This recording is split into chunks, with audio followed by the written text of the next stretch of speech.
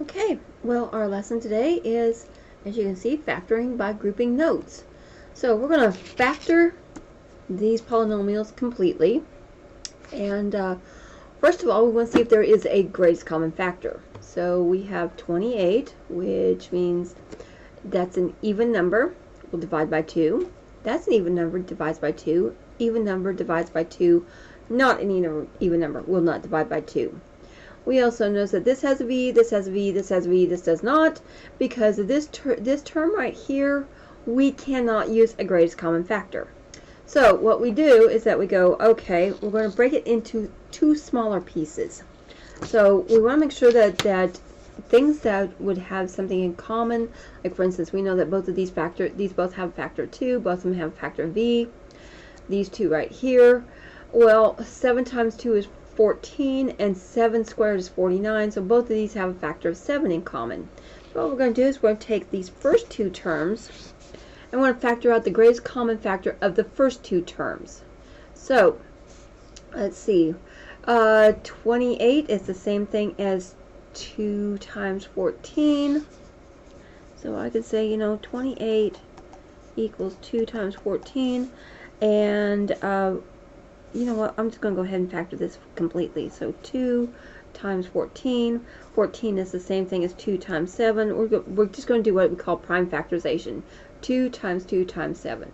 Okay, 98. We're going to do the same thing for 98. So 2 times, let's see, 2 goes into 9 4 times. Anything with that, 49, and 49 would be the same thing as 7 times 7. So I can see from both of these, I've got a factor 2 and a factor 7 we can pull out. 2 and 7. 2 times 7 is 14. So for my 28, pull out 14. And we'll leave some space here. And that leaves me with a 2. And here we're going to take our 2 and our 7, and that leaves me with a 7. Again, I'm going to leave some space here. Alright, that takes care of these two coefficients, and that 7 was a negative. The operation is the subtraction. Then we got a v here and a v here, so we're going to put a v right there. The smaller of the two is squared, so we're going to take out squared. So if I divide out v squared from v cubed, that leaves me with v. If I divide v squared by v squared, that would just leave me with 1. So I don't need to put the 1 there. Okay, so we got our first two terms factored out. We're going to do our next two.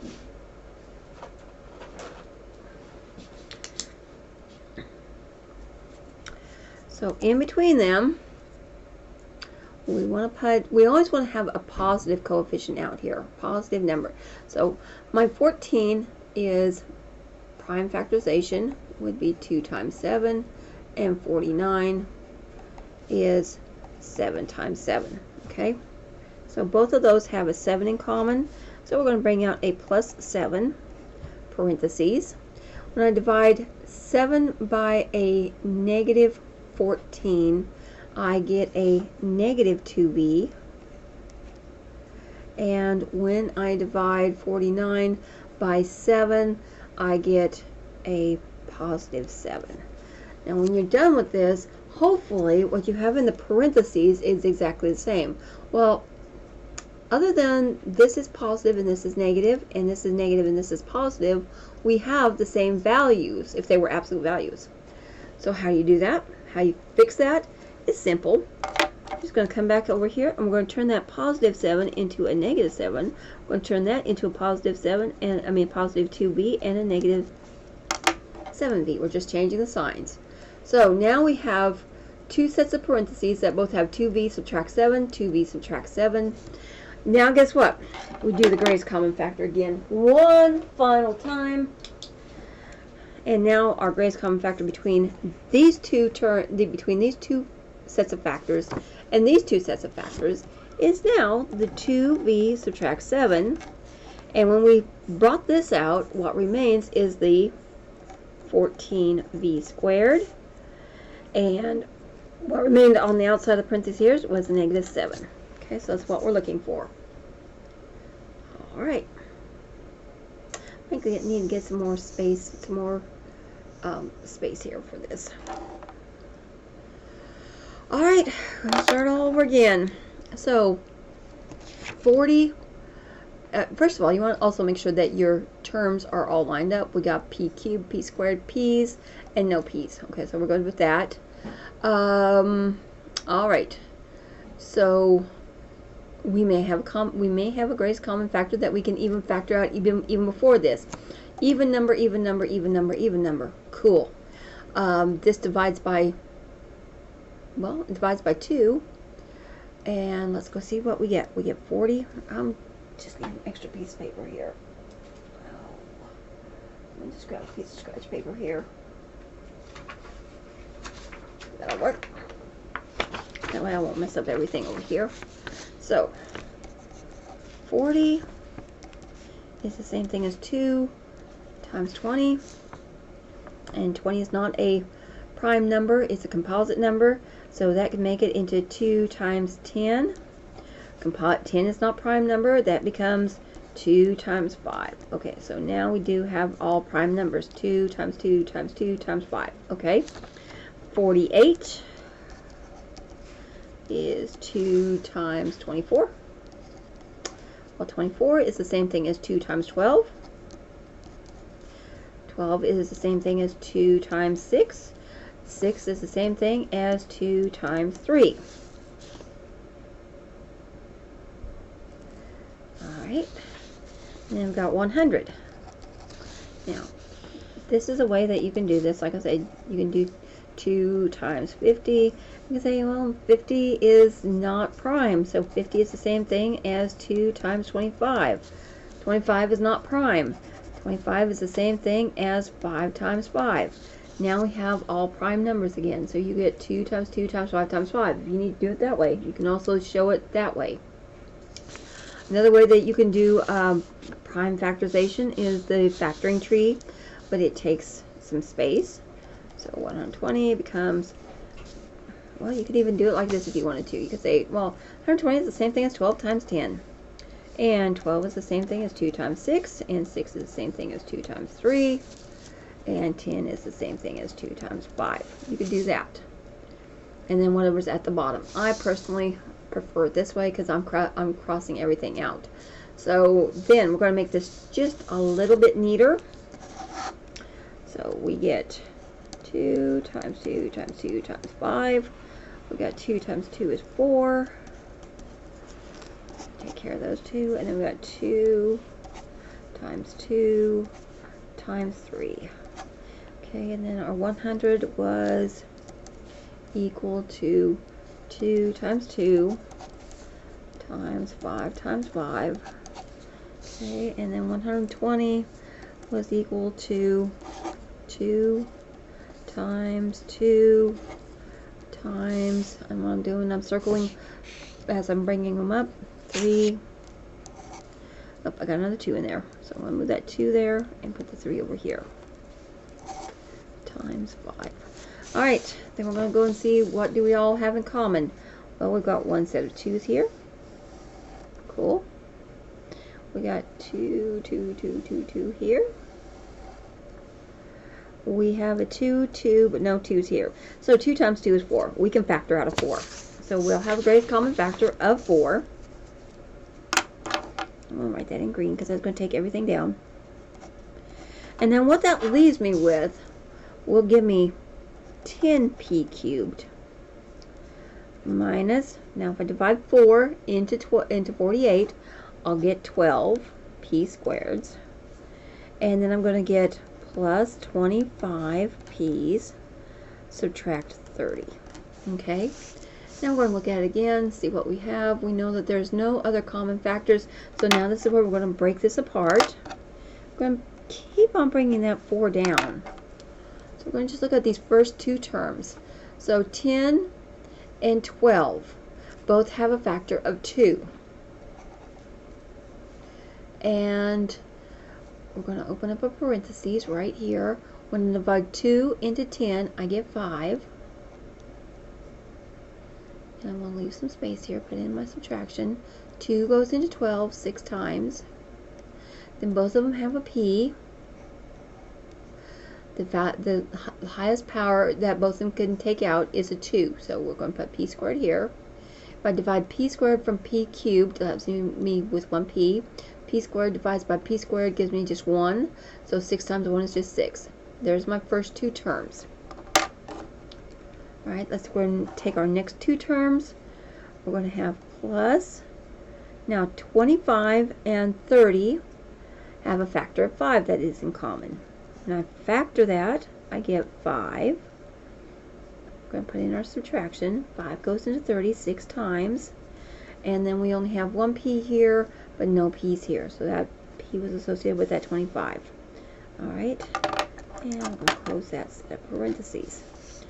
Alright, so then as I said beforehand, we should have 2 parentheses that look exactly alike. And these do. So now we're going to have our greatest common factor that we had before times 5p subtract 6 times 2p squared plus 5 and close the parentheses. Okay. Alright. Let's go ahead and come on here to number 3.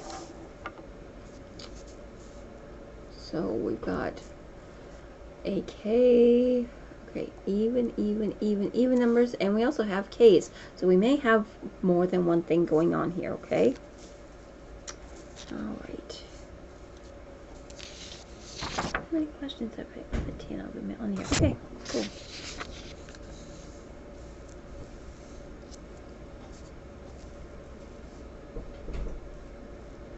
So, 48. And if I want to look at this, sometimes you can see what they all divide by really easily. So 48 is the same thing as 6 times 8. I wonder if 8 will go into all of those. Well, let's find out. Well, let's just grab some more scratch paper here. Oh, scratch paper. Good, that's good. Start out with 48. And if we want to, like I said, we can do like this. 6 times 8 is 2 times 3, 2 times 4, 2 times 2. So my prime factors, I'm just going to circle them 2, 2, 2, 2, and 3. That's 2 to the 4th times 3. So I'm going to have 4 2's on that one. Alright, and then 168. Okay, let's see. Yeah, 8 will go into that, and it will go into it 21 times. So if I take 8 divided into 16, that's 2. 8 goes into 8 one time. Alright, 8 divides into 2 times 4, 2 times 2, 3 times 7. Prime, 3 and 7. That is 2 cubed times 3 to the first times 7. That's our prime factorization of that. Alright, and then we're going to have 64. 64 is 8 times 8, which is 2 times 4, and 2 times 4, which is 2 times 2, and 2 times 2. 1, 2, 3, 4, 5. 2 to the 5th. Okay. And then finally 224. Let's see, will 8 go into 22? 8 will go into 22 16 times. 16, 17, 18, 19, 20, 21, 22. Gives me 64. Okay, so 8 will divide into this one. With a remainder of 6. Let's see, 2 times will be 16, and then 28 times. This becomes 2 times 4, which becomes 2 times 2. 28 is 4 times 7, and 2 times 2. So this is 1, 2, 3, 4, 5, 2 to the 5th times 7. Okay, I've got 2 to the 4th, 2 cubed, to the 5th, to the 5th. This has a 3, this has a 3, this does not, and this does not. So 2 cubed looks like it is our smallest one. 2 cubed would be 8. So we can factor out of all of these an 8. What that leaves me with, 8 divides into 48 6 times. Leaves me with k to the 4th power. Okay, 8 goes into 168. Okay, now if you kind of chunk this, I already have 8 goes into it 21 times. K cubed. 8 goes into negative 64 negative 8 times. And then again, I already divided out 8 here, left me with 28. Okay. Then we're going to go back and see if we have any variables that are in common. So we got a k, k, k, k. Yep. So let's go ahead and bring that out. We're going to have 8 k's. Smallest value of k is this one right here, which is just the simple k. All right. It's going to leave it with 6 k to the 4th minus 21 k cubed minus, k cubed, k squared, just k, and then plus 28. All right. So you should have a factor, should be reducing by a factor of 1 each time. All right, so now we have 8k as our common factor. Now we're just going to focus on these two. The number in common between 6 and 21 will be 3. We're going to pull out 3. Both of them have a k. Smallest one is k squared. When I take out a divide out a 3 from a 6, I get 2. Oops. Move up. Give me 2. K squared, divide out from k cubed, leaves me with just k. 3 goes into negative 27 7 times. K squared divides out k squared. Okay. Then between my 8 and 28. Well, 28 is 7 times 4. 8 is 2 times 4. So we're going to factor out a 4. And I need a negative in between here, so I need this to be a negative that we're going to pull out. So let's pull out a negative 4, which is going to leave me with a positive 2k, and a negative 4 divides into positive 28, leaves me with a negative 7. Okay, alright, and then again, we have the 2k subtract 7, 2k subtract 7. So 8k is our common factor of the whole thing. 2k subtract 7. And so we divided that out. What remains is 3k squared. And then we divide that out. Subtract 4. Alright, there's our factors. And what that means for our zeros is that when k is 0, we have one at 0. When k would be, if we put in that, we would set each term equal to 0 and then solve for that. So we would put 2k subtract 7 equals 0. And we would add 7 and add 7, which means that 2k's would be 7 divided by 7. So we would have on this polynomial where it would be crossing the x-axis again at 3 halves, and then 3k squared minus 4 equals 0.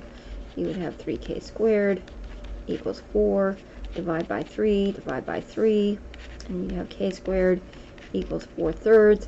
Since that is a quadratic, you're going to have 2 roots off of this one. And so we're going to make this plus and minus, and a square root of a plus or minus, and you would be able to find that you would have a positive square root of 2 over the square root of 3, which would be positive 2 square roots of 3 divided by 3, and the negative square roots of 2 divided by 3. But that's not what we're doing today. We're just factoring these, okay? All right. Another one here. So if you've done prime factorization already and you've already done one for like 40 or 18 or 48, which we already have 48 here, use it again. We know that 48 is 2 to the 4th times 3. Do we have 18 somewhere? Nope, but I know 15 is 3 times 5. Okay, so just between these two, I can see that these two have a factor of 3. This would have a factor of 3, but this one doesn't have a factor of 3. And since this doesn't have a factor of 5, we don't have a greatest common factor that we're going to be dealing with this time. Okay, so we'll just look at our first two terms again. Alright, just the first two. 18 and 5, both of them have a factor of 3 in common. Both of them have an x squared. So what's left over would be 6x and plus 5. Okay, between these two we would have a factor of 4. Oh no, we could take out a factor of 8. Because 6 times 8 is 48, 8 times 5 is 40. So we're going to take out a plus 8, and that would give me 6x plus 5. Looky there, there's our same factor again. 6x plus 5. What remains is 3x squared plus 8. And that's all we're doing on that, okay? Alright, let's flip it over to the back side.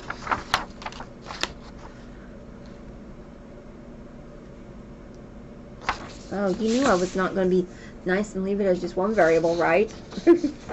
Oh, come on, Miss Doherty.